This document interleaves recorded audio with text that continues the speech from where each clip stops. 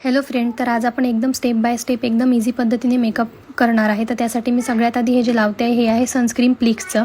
तर हे एकदम फाउंडेशनसारखं सनस्क्रीन आहे. हे पूर्ण चेहऱ्यावर आपल्याला स्प्रेड करून घ्यायचं आहे. याच्या आधी मी मॉइश्चरायझरसुद्धा लावून घेतलं होतं आणि त्याच्यानंतर हे सनस्क्रीन लावलं आहे. 2 मिनटं थांबायचं. त्याच्यानंतर आपल्याला अंडर आय कवर करायचं आहे. तर तुम्हाला जर जास्त प्रमाणामध्ये डार्क सर्कल असेल तर तुम्ही कलर करेक्टर यूज करू शकता किंवा या पद्धतीनं थोडंसं लिपस्टिक घेऊन त्याच्यामध्ये आपल्याला कन्सिलर ॲड करायचं आहे आणि ते आपल्याला डोळ्याच्या आजूबाजूला लावून घ्यायचं आहे. कारण आपल्या डार्क सर्कल जोपर्यंत आपण झाकू शकत नाही तोपर्यंत आपला मेकअप छान दिसणार नाही. त्याच्यामुळे सगळ्यात आधी आपल्याला ते लावून घ्यायचं आहे आणि त्यानंतर आपल्याला त्याच्यावर ब्लेंडरनी ते थोडंसं ब्लेंड करून घ्यायचं आहे पूर्ण डोळ्यांच्या आजूबाजूला.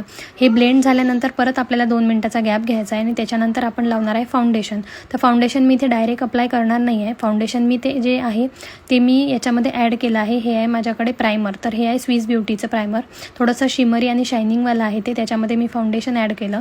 संपत आलं होतं माझं फाउंडेशन. फिटमीचं फाउंडेशन मी त्यात ॲड केलं आणि ते या पद्धतीनं पहिले एका बाजूला तुम्ही लावून घ्या. कारण संपूर्ण चेहऱ्याला जर तुम्ही एकदाच लावलं आणि नंतर मग ते ब्लेंड करत बसेल तर ब्लेंडिंगला वेळ लागतो. त्याच्यामुळे ते ड्राय होतं. त्याच्यामुळे ते हातावरच राहू द्या आणि त्याच्यानंतर थोडं थोडं चेहऱ्याला लावून ते या पद्धतीनं ब्लेंड करून घ्या. पूर्ण चेहरा ब्लेंड करायचा आहे आपल्याला. मी एका बाजूला सगळं लावून घेतलं आधी आणि या पद्धतीनं ब्लेंड केला. तुम्ही बघू शकता किती छान आणि व्यवस्थित ब्लेंड झाला आहे.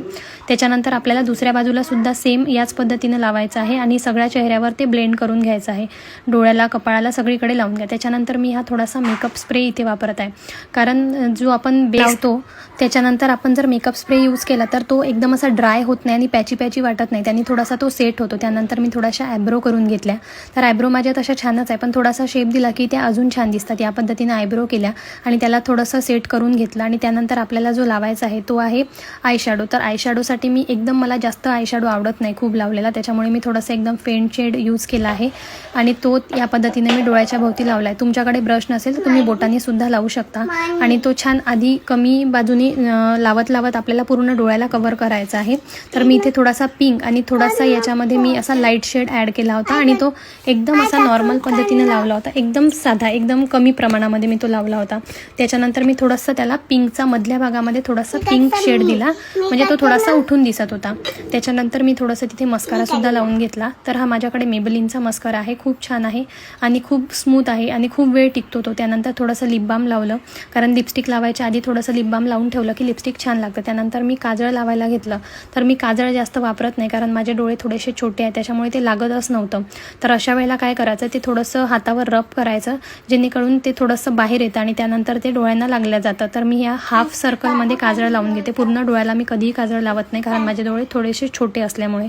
त्यानंतर हे मी पावडर घेतला आहे. स्विस ब्युटीचं कॉम्पॅक्ट पावडर आहे. थोडंसं शिमरी आहे. हे इतकं छान आहे आणि इतकं छान सेट होते तुम्ही बघा आता लावल्यानंतर. तर सगळ्यात आधी डोळ्याच्या खाली आणि थोडंसं मी इथे चीनच्या भागामध्ये लावणार आहे. पूर्ण चेहऱ्यावर फसा पावडर लावत बसायचं नाही. त्यांनी जेव्हा आपल्याला घाम येतो तेव्हा आपला मेकअप खराब होतो. त्याच्यामुळे जास्त पावडरचा यूज करायचा नाही. इथे तुम्ही लूज पावडरसुद्धा वापरू शकता. त्यानंतर मी पावडरनी मला जिथे जिथे वाटत होतं तिथे थोडं पावडर लावून सगळं सेट करून घेतलं होतं. तुम्ही बघू शकता किती छान सेट झाला आहे. त्याच्यानंतर हे कॉन्टोर पॅलेट आहे. याच्यामध्ये ब्लश, हायलायटर, कॉन्टोर तीनही तुम्हाला मिळेल. हे पण स्विस ब्युटीचं आहे. माझ्याकडे बरेचसे प्रोडक्ट आहे ते स्विस ब्युटीचेच मी वापरते. तर यामध्ये ते डोळ्याच्या थोडंसं खालच्या भागामध्ये घेऊन तुम्ही बघू शकता या पद्धतीनं मी ब्लश लावून घेतलं आणि त्याच्यानंतर त्यामधलंच थोडंसं ब्लश आणि कॉन्टर घेतला आणि ते नाकाला थोडासा शेप देण्यासाठी 2 बाजूला मी लावून घेतला आणि या पद्धतीनं ते असं स्प्रेड करून घेतलं जेणेकरून थोडंसं आपलं नाक व्यवस्थित दिसलं पाहिजे त्यासाठी. त्यानंतर थोडंसं काउंटर केलं. तर काउंटर कशासाठी असते तर आपले गालं जर थोडेसे फुगलेले असेल, चबी चिक्स असेल तर ते मेकअप केल्यानंतर आपला चेहरा खूप मोठा दिसतो. त्यामुळे थोडंसं काउंटर केलं की थोडंसं फ्लॅट दिसतो आणि छान वाटते. त्यानंतर त्यामधलंच थोडंसं मी ब्लश घेतला आणि ते थोडंसं डोळ्यांनासुद्धा लावून घेतलं. थोडंसं शायनिंग डोळे करण्यासाठी मी डोळ्यांना लावून घेतलं ते आणि या पद्धतीनं माझा मेकअप तसा बऱ्यापैकी रेडी झालाच होता आणि आता फक्त माझं लिपस्टिक राहिलेलं होतं. तर लिपस्टिकसाठी सगळ्यात आधी आपल्याला लिप लायनर लावणं खूप गरजेचं आहे. तर लिप लायनर घेतला आणि ते मी सगळ्यात आधी होटांना लावून घेतलं. तर या पद्धतीनं तुम्ही होटं बंद करून डायरेक्टली अशी लाईनसुद्धा ओढू शकता लिप लायनरची. मी या पद्धतीनं लावते. त्यानंतर ते थोडंसं बोटाने स्प्रेड केलं आणि त्याच्यावर मी मेबलिनचं लिपस्टिक लावलं होतं आणि त्यानंतर लास्टला मेकअप फिक्सर स्प्रे आहे. हा सुद्धा स्विस ब्युटीचा आहे पण थोडासा शिमरी आहे. तुम्हाला जर जास्त शाईन पाहिजे असेल तर याला थोडंसं शेक करून लावा, अदरवाईज तो डायरेक्ट अप्लाय करा. त्यानंतर टिकलीने माझा मेकअप डन झालेला आहे. तुम्ही बघू शकता किती छान सिंपल आणि सोबर मेकअप झाला आहे. तुम्हाला पण हा मेकअप करायचा असेल, कुठल्या लिंक हव्या असेल तर मला नक्की कमेंट करा.